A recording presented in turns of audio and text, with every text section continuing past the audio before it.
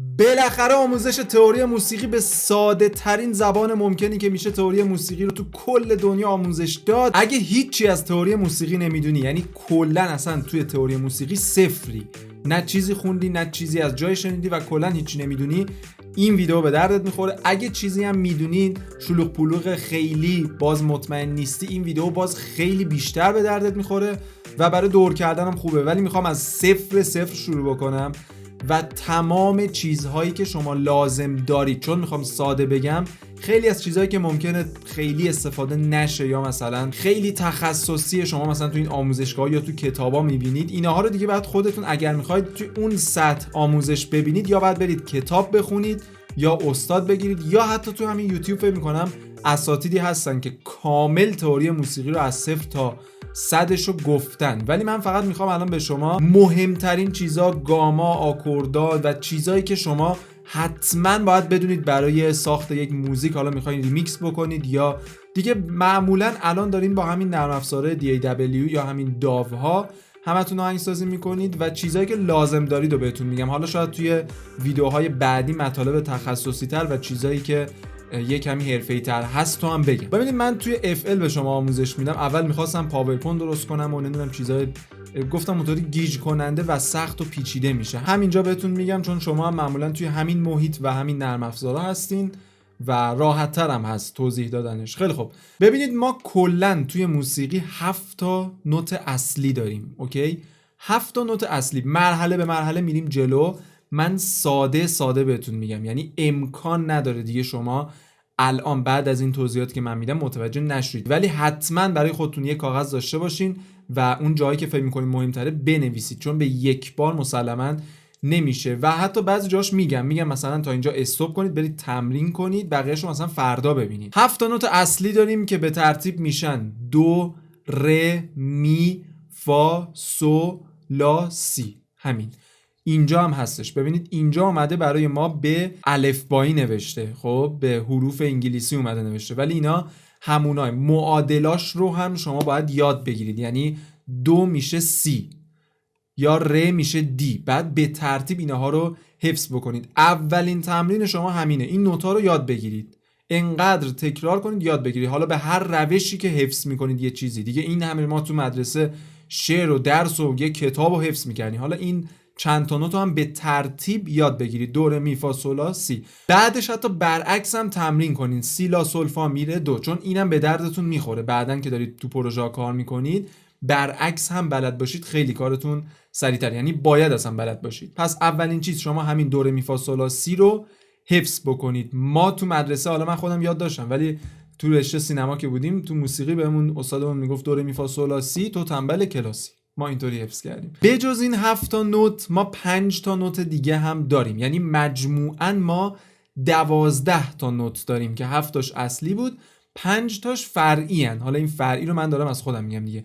این نوت‌های سیاه اون 5 تا نوتی ان که فرعی ان، این 7 تا نوت اون اصلی ان. این نوت‌های سیاه که همون نوت‌های فرعیمون هستن از خودشون اسمی ندارن، یعنی مثلا این نوت دوه یا سیه یا این نوت ره یا دیه، این دیگه هیچی نیستش، یعنی این هیچ اسمی نداره، مثلا لالی یا لیلی هیچ اسمی از خودش نداره. اینا اسماشونو از همین نوتای اصلی میگیرن. اوکی، ببین این نوت بعد نوت دوه، خب ولی ما که نمیتونیم بگیم نوت بعد دو، به جای نوت بعد دو میگیم نوت دو دیز.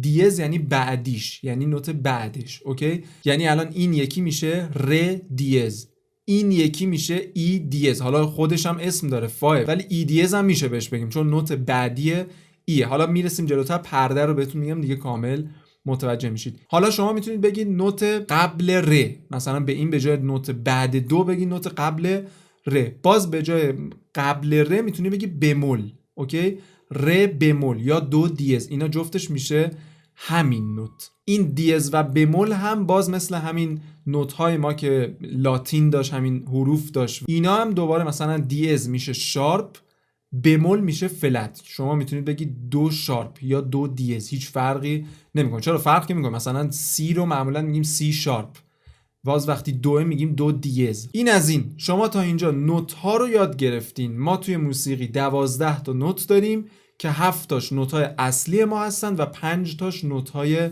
فرعی. نوت‌های اصلی همین نوت‌های سفید ما هستن و نوت‌های فرعیمون هم همین نوت‌های مشکی یا سیاه. فکر کنم سیاه بهتر باشه. ایناها رو که حتما باید یاد بگیرید، کاری هم نداره، سریع حفظ بکنید. حالا به یکی دو روز میتونید کامل حفظ بکنید. برین و بیاین. دو ره می فا sol لا سی لا سول فا می ره دو. کامل ایناها رو یاد بگیرید. دیز و بمولار هم یاد بگیرید. چیز خاصی نداره. مورد بعدی فواصله. بچا این چیزایی که من دارم میگم، یعنی من دارم یه کلیت میگم، ولی بری تو کتاب همین مثلا فواصل کلی چیزای مختلف داره، کلی نکته داره. مثلا بذار من کتابشو ببینید. مثلا این آموزش تئوری، حالا این برای کنکور من داشتم میخوندم، از رو این میخوندم، ولی کلا این همش تئوری. حالا این آخراش که سازشناسی ما با اینها کار نداریم، ایناش که هیچی، ولی این اولاش همه اینا تئوریه. خب و مثلا همین فواصلش یکی دو تا فصله کلا. پس گفتم اگه میخواین خیلی تخصصی و حرفه‌ای تئوری رو یاد بگیرید، خودتون بخونید. حالا ما کلا فاصله بین نوت ها رو توی موسیقی با پرده اندازه میگیریم. یعنی مثلا میگیم نیم پرده، یک پرده، یک و نیم پرده، سه پرده، 5 پرده. با پرده اندازه میگیریم، مثل سانتیمتر که برای طوله، یا مثلا کیلومتر، یا مثلا ثانیه که برای زمانه. اینجا پرده. اوکی، خیلی راحت بهتون بگم بین تمام نوت‌های ما نیم پرده فاصله است با نوت بعدی و قبلیش. یعنی این نوت دو من تا دو دیز نیم پرده فاصله داره، نوت دو دیز تا ره نیم پرده فاصله داره. اوکی، تمام این نوت‌های ما با نوت بعدی و قبلیشون نیم پرده فاصله دارن. اوکی، پس یعنی الان این فا دیز من با جی یا همون سول نیم پرده فاصله داره. ببین این الان نیم پرده بالا، نیم پرده پایین، نیم پرده بالا، نیم پرده پایین، به همین راحتی. حالا که اینا نیم پرده با هم فاصله دارن، پس نوت دو من تا نوت ره من چند پرده فاصله داره؟ یک پرده. ببینید نیم یک، نیم یک. اوکی، یعنی دو تا دو دیز نیم پرده، دو دیزم تا ره نیم پرده، رو هم میشه یک پرده. حالا دو من تا فا چقدر فاصله داره؟ بشماریم. این نوت دو، حالا از همینجا میشماریم. نیم، یک، یک و نیم، دو، دو نیم. نوت دو من تا فا دو نیم پرده فاصله داره تا فای بالاییش. اینم از این. خیلی راحت. یعنی شما اگه گفتن فلان نوت، مثلا نوت فا رو نیم پرده بیا پایین، نیم پرده میای پایین. اگه گفتن دو پرده بیا پایین، میشماری نیم، یک، یک و نیم، دو. اوکی، این شد دو پرده. اگه گفتن مثلا سه پرده برو بالا، میشماری. ببین یک، ببخشید نیم، یک، یک و نیم، دو، دو و نیم، سه. این میشه سه پرده بالاتر. این فواصل به زبان خیلی ساده. یک چیز دیگه هم داریم، اینو تو پرانتز بگم، به اسم سنت. خب شما مثلا میخواین این کیکو پیچ بکنید به سمت بالا، دیگه اینجا نمیاد برای شما بنویسه نیم پرده بالا یا نیم پرده پایین، به سنت مینویسه. خب حالا من میام روی این پیچی که اینجا هست، ببینید اون بالا داره مینویسه سنت، پیچ شیفت 100 سنت، 200 سنت تا 1200 سنت. هر 100 سنت میشه نیم پرده. اوکی، یعنی الان من این کیکمو نیم پرده بردم بالاتر. ببین صداش زیرتر شد، رفت بالاتر. خب حالا اگر من اینو مثلا بیام و 6 پرده ببرم بالا، ببخشید 6 تا نیم پرده یعنی 3 پرده ببرم بالا، ببینید باز میتونم همین برعکس. ببینید یه اکتاو حالا اکتاو هنوز نمیگم، یعنی الان من 6 پرده آوردم پایین، 1200 سنت، هر 100 سنت نیم پرده که مجموعاً میشه 6 پرده. 6 پرده اومد پایین‌تر. این تا اینجا. حالا اینا هم میتونید استاپ کنید، تمرین بکنید. البته تمرین خیلی زیادی نداره دیگه، به هر نوت با نوت بعدیش نیم پرده فاصله داره. این نوت هم که با نوت بعدیش بینشون هیچ نوت سیاهی وجود نداره، با هم دیگه نیم پرده فاصله دارن. اوکی، پس یعنی می با فای من نیم پرده فاصله دارن. اگه بخوام نیم پرده نوت می رو ببرم بالاتر، میشه این. اوکی، میرسیم به مورد بعدی که یه مورد خیلی ساده دیگه است به اسم اکتاو. ببینید تمام این نوت هایی که ما اینجا داریم میشن یک اکتاو. اگه دقت بکنید ما نوت هامون همیناه، بعدش دیگه هی تکرار شده. ببین C D E F G A B، دوباره ببین C D E F G A B. اوکی، فقط این نوشته 8 جلو اینا نوشته 7، یعنی اکتاو هفتم. کلا خلاصه اکتاو رو بخوام بهتون بگم، تعریف اکتاو میشه فاصله یک نوت تا خودش دوباره. اوکی، یعنی الان این سی تا این سی بعدی، سی یا همون دو، یا مثلا این دی تا دی بعدی، یا تا دی پایینی، اینا میشه یک اکتاو. هر اکتاو ما 12 تا نوت داره، یعنی میشه 12 تا نیم پرده یا 6 پرده کامل. به همین راحتی الان ما اینجا مجموعاً چند اکتاو داریم؟ چون نوشته 10 دیگه، یعنی ما 10 اکتاو داریم. پس این نوت سی من، این نوت سی 4 من با این نوت سی 5 من دقیقاً همصدان، فقط یک اکتاو رفتن بالاتر. شما میتونید قشنگ یک ملودی رو اینجا بچینید و کامل یک اکتاو ببریدش بالا یا یک اکتاو بیارید پایین، دقیقاً ملودیتون همونه، هیچ تغییری نمیکنه. اینم از اکتاو. یعنی دیگه الان انتظار دارم کامل تا اینجا همه چی رو بلد باشید. خیلی خوب، میریم مورد بعدی. یه مورد خیلی مهمه به اسم گام. اونقدری که فکر میکنید سخت، اصلا سخت نیستش. گام کلن میاد به شما میگه که شما توی یک موزیک از چه نوت هایی میتونید استفاده بکنید. دیگه شما فقط توی اون موزیک باید از همون نوت ها استفاده بکنید، از همون 7 نوتی که توی گامتون هست. اگه نوتی خارج از اون 7 نوت بزنید موزیکتون فالش میشه، یعنی نوتی خارج از گام زدید. اوکی، این تعریف گامه. ما حالا کلی گامای مختلف داریم، ولی اصلیاش که احتمالا شما هم خیلی شنیدید ماژور و مینوره. اوکی، 2 تا گام اصلی ما داریم، ماژور و مینور، که اینا هر کدوم یک فرمولی داره. ماژور یک فرمول داره، مینور هم یک فرمول، و شما همین 2 تا فرمول رو که یاد بگیری دیگه کلاً نصف 90% موزیکای دنیا رو میتونی بسازی، چون معمولاً همه موزیکا توی همین 2 تا گام ماژور و مینورن. حالا فرمولاش چیه؟ من فرمولاشو به شما میگم، دیگه شما میتونید تمام گام ها رو با همین 2 تا فرمول داشته باشید. ببینید ماژور گامش فرمولش میشه، بذار اول بگم بعد اینجا پیادهش میکنیم، میشه پرده پرده نیم پرده پرده پرده پرده نیم پرده. یعنی چی؟ یعنی من نوت اول که گذاشتم پرده یعنی نیم یک، نوت بعدی پرده دوباره، نوت بعدی بعد نیم پرده، بعد دوباره پرده پرده پرده نیم پرده. این الان فرمول گام ماژوره. به همین راحتی یعنی شما توی موزیکتون از این نوت ها فقط مجاز هستید استفاده بکنید. اگر گامتون دو ماژور باشه یا سی ماژور باشه، مثلا من ملودی میچینم باید اینطوری باشه.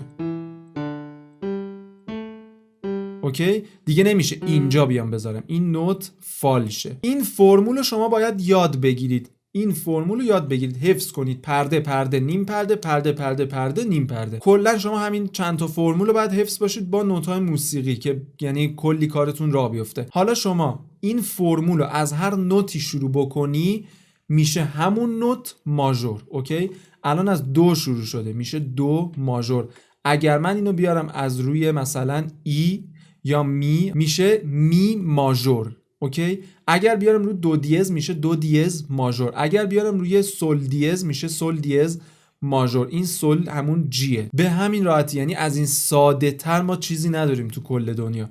خب این فرمول ماژور بود. یه مینور هم داریم، مینور فرمولش با این یه کمی فرق میکنه. این ماژور بود، میام اینجا مینور رو براتون میذارم. ببین میخوام دو مینور رو بچینم، پس یعنی باید از دو شروع بشه. من میام نوت دو رو میذارم، بعد فرمول مینور میشه این: پرده نیم پرده پرده پرده نیم پرده پرده پرده. اوکی، پس میشه پرده. ببین نیم یک، این شد یه پرده، نیم پرده پرده پرده یعنی اینجا و اینجا، بعد باز نیم پرده، بعد باز پرده پرده. این شد فرمول مینور. حالا شما توی FL استودیو خیلی راحت هستید، میتونید بیاید اینجا و مثلا این گامتون رو بذارید روی مینور. ببین اینجا من اینو میزنم، برای من نوت‌های مینور رو سلکت کرد. ببین دقیقاً فرمولش شد همین، این نوت‌های سفید نوت‌های توی گام منه. حالا شما اینم همونطور، اگر من بیام این فرمولو همینو بذارم روی مثلا نوت، هر نوتی که فکر کنید، مثلا روی جی میشه جی مینور، بذارم مثلا روی فا دیز میشه فا دیز مینور، یا بیام بذارم روی دی دیز میشه دی دیز مینور. هر کدوم از اینا رو که من بذارم میشه همون مینورش، از همون شروع بشه. ولی الان میبینید که فال شد. چرا؟ چون من رفتم روی دی دیز. اگر بیام توی FL استودیو دوباره توی همین هلپرز اینو بزنم روی دی دیز، ببینید دوباره همه نوت‌های من میخونه. این از این، یعنی مینور و ماژور کلش همین بود گام‌هاش. یه نکته هم بگم که شما بعضی وقتا میتونید یه نوتو خارج از گام بزنید که به اون میگن نوت زینت، یعنی باعث قشنگی کار میشه و خیلی وقتا هم خیلی جواب میده. ولی اون استثنا، یعنی اون نوت توی گام شما نیست و شما دارید از عمد میرید خارج از گام چون واقعا قشنگ میشه. ولی شما فعلا به اون فکر نکنید، فعلا همین ماژور و مینور. یه مورد دیگه که خیلی مهمه، حالا کلا این گاما رو هم بذارید کنار، اگه دوست دارید تا اینجا تمرین بکنید و ادامه ویدیو رو باز یه بار دیگه ببینید. مورد بعدی که حتما باید توی تئوری موسیقی بدونین تا بتونین یه موزیک بسازید، آکورده. آکوردم خیلی راحته، مثل همین مواردی که تا الان گفتم، آکوردم خیلی خیلی راحته. ببینید آکورد به اجرای همزمان چند تا نوت میگن، یعنی من چند تا نوت رو همزمان با هم اجرا کنم. ببین مثلا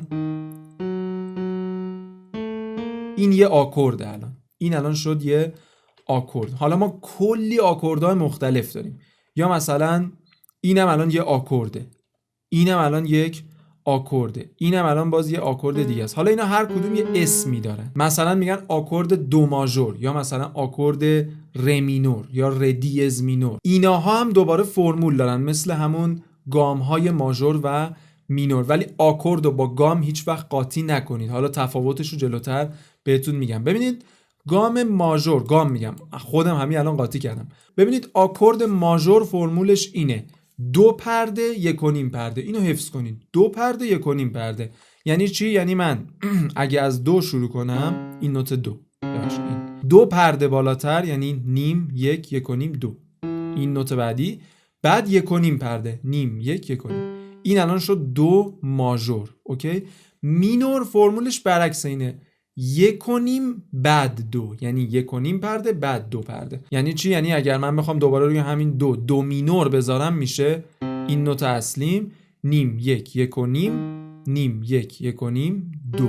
یعنی همین یه دونه نیم پرده‌ای که اینجا بالا پایین میشه ماژور و مینورش رو تعیین میکنه. حالا این دو مینوره، دو ماژوره، ببخشید این دو ماژوره. اینو من میارم روی مثلا نوت لا، میشه لا ماژور. میارم روی نوت دی دیز، میشه دی دیز ماژور. میارم روی نوت مثلا این پایین اصلا فرقی نمیکنه، اکتاف که فرقی نمیکنه که، مثلا میارم روی سی دوباره، البته این سی دیزه، میشه سی دیز ماژور. به همین راحتی مینور هم همینطور. الان من اگر اینو بیارم مثلا روی نوت فا، از فا شروع بشه میشه فا مینور. یه نکته خیلی مهم بهتون بگم، خیلی مهم. ببینید شما توی گام، مثلا اگر گامتون مینوره، قرار نیست آکوردای توی گامتون هم مینور باشه. خب توی گامتون ممکنه 10 تا آکورد داشته باشید که توش هم مینور باشه و هم ماژور. اوکی، پس اصلا این دوتا به هم ربطی ندارن. ما گفتیم فقط نوت ها باید توی گام باشه. مثلا من اگر گاممو بیام بذارم روی چه میدونم سی مینور، بعد میتونم توی این سی مینور بیام آکورد ماژور بزنم. ببینید این که الان مینوره و تو گامم هم هست، این میشه ماژور، ولی این نوتم الان نمیخونه، پس نمیتونم دو ماژور رو توی گام دو مینور استفاده بکنم. میام اینجا بازم میبینم که نمیشه. میام اینجا میبینید که الان خورد، یعنی من میتونم دو دیز ماژور رو استفاده بکنم توی گام دو مینور. اوکی، گام من اومده نوت ها رو به من داده که توی این نوت ها باشه و منم آکوردم دقیقاً توی همین نوت ها. اینم یه نکته بود که لازم دونستم بگم. من اوایل اینو یه کمی قاطی میکردم، واسه همین خیلی برام مهم بود که بگم. همین فعلا تا همینجا بسه. اگه باز نکته دیگه بزنم رسید، احتمالاً ویدیوهای دیگه‌ای بسازم، یا شاید همینو 2 قسمتیش بکنم و یه سری چیزای دیگه هم. تئوری خیلی مطلب داره، یعنی من اگر بخوام کلش رو بگم حداقل بعد 20 تا ویدیو ضبط بکنم، ولی میخوام خیلی خلاصه چیزای خیلی مهم رو بهتون بگم. فعلا ایناها رو اگر بلد باشید، کلی توی تئوری موسیقی برای ساخت یک موزیک یا تنظیم جلوید. یعنی میتونید راحت ریمیکس کنید یا نمیدونم موزیک تنظیم کنید و اینها. یه نکته هم در مورد این نوت ها بگم. من گفتم 12 تا نوت اصلی داریم، گفتیم دو ر. یک نوت بین این دوتا هست که میشه دو دیز یا ر بمول. خب بین این دوتا صداش. اوکی، این میشه نیم پرده. ما ربع پرده هم داریم. خب حالا اون تو موسیقی ایرانی بیشتر کاربرد داره و منم الان در مورد اون زیاد توضیح نمیدم، ولی میشه ربع پرده، یعنی باز بین این و این. اوکی، به همین راحتی شما تئوری موسیقی رو، البته پایه‌ای و کاربردیش رو یاد گرفتید. تمرین حتما باید بکنید. این ویدیو هر چقدر هم ساده باشه، شما بازم باید تمرین بکنید تا ملکه ذهنتون بشه. دیگه کلا فکر نکنید مثل ماشین که اول مثلا میخوای دنده عوض بکنی، فکر میکنی الان دنده چند بودم 4 بودم، 5 بودم، 3 بودم، چند بودم. بعدش دیگه ناخودآگاه میبینی داری با رفیقت هم صحبت میکنی، موزیک هم داره پلی میشه، تو هم همینطوره، گاز و کلاج و دنده و اینم همینطوره. شما باید انقدر هی تمرین بکنید تا ناخودآگاه وقتی داری تنظیم میکنید به این چیز اصلا فکر نکنید، کلا همینطور انجام بدید. احتمالاً تو ویدیوهای دیگه میام چیزای باحالتری بهتون میگم، گام‌های متفاوت، ما خیلی گام‌های متنوع داریم، آکوردای تو همین آکوردا کلی کارهای مختلف میشه کرد. من الان خیلی ساده بهتون گفتم، میام در مورد تئوری موسیقی زیاد چیزی میسازم. دمتون گرم. ویدیو رو اگه دوست داشتین لایک کنین، مثل همیشه حمایت بکنید، سابسکرایب کنید کانالو، زنگوله بغلش رو بزنید و نظرتون رو حتما بنویسید و همین تا ویدیو بعدی میبینمتون.